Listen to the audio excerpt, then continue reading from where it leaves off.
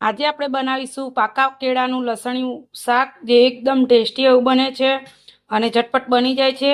અને સિમ્પલ રીતે પાકા કેળાનું શાક કઈ રીતે બનાવવું એની રેસીપી મારી ચેનલ આરબી ઠાકોર કુકિંગ ઉપર છે અને એ રેસીપી તમને બધાને બહુ જ ગમી છે.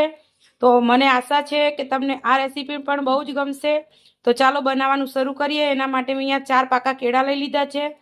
અહીંયા મસાલાને પલાળી લીધા છે. એમાં હળદર, ધાણા જીરું, સ્વાદ પ્રમાણે મીઠું અને મરચું નાખી અને આ રીતે મસાલાને સરસ પલાળી લીધા છે, જેથી કરીને આપણા મસાલા બળે નહીં. અને અહીંયા એક ગાંગડો લસણને ફોલી અને આ રીતે ઝીણું ઝીણું કટ કરી લીધું છે.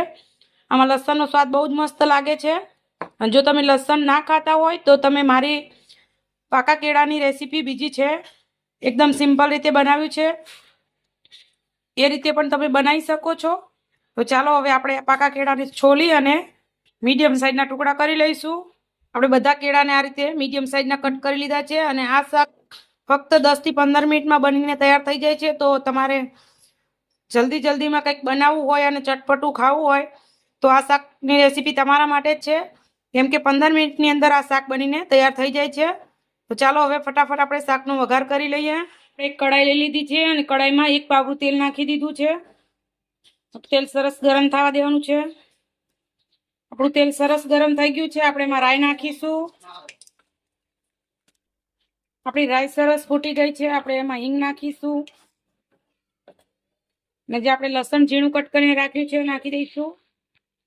અને લસણ આમાં વાટીને નથી નાખવાનું, આ રીતે ઝીણું કટ કરીને નાખવાનું છે, જેથી કરીને એકદમ સરસ ફ્લેવર આવે લસણનું.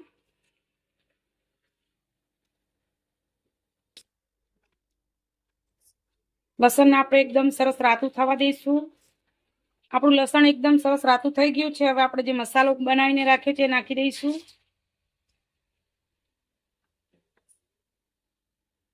બધું સરસ મિક્સ કરી લેવાનું છે.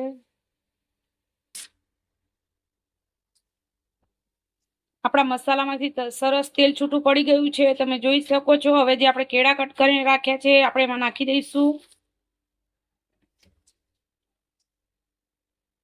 અને હળવા હાથે આપણે મિક્સ કરીશું.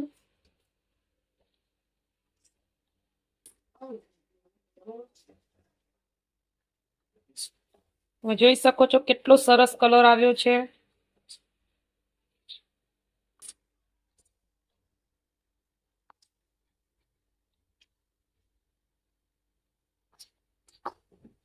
આમાં આપણે બીજા કોઈ મસાલા નથી નાખવાના. આમાં લસણનો એટલો મસ્ત ફ્લેવર આવે છે કે બીજા કોઈ મસાલા નાખવાની જરૂર જ નહીં પડે.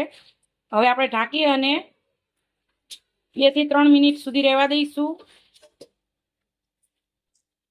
3 મિનિટ જેવું થઈ ગયું છે અને આપણે ચેક કરી લઈએ.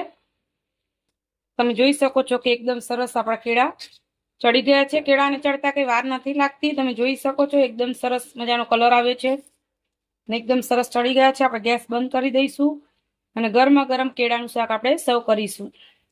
છે આપણું લસણિયા કેળાનું શાક, જે ઝટપટ બની જાય છે. અને આ શાકને તમે થેપલા સાથે સર્વ કરશો તો બહુ જ મસ્ત લાગશે. થેપલા સાથે એકદમ ટેસ્ટી એવું લાગે છે આ શાક. તો એક વખત તમે જરૂરથી આ રીતે લસણિયા પાકા કેળાનું શાક જરૂરથી બનાવજો અને મને કહેજો કે તમને મારી આ રેસીપી કેવી લાગી. તમને મારી આ રેસીપી ગમે તો લાઈક, શેર અને સબસ્ક્રાઇબ કરવાનું ભૂલતા નહીં. આવજો ને જય શ્રી કૃષ્ણ.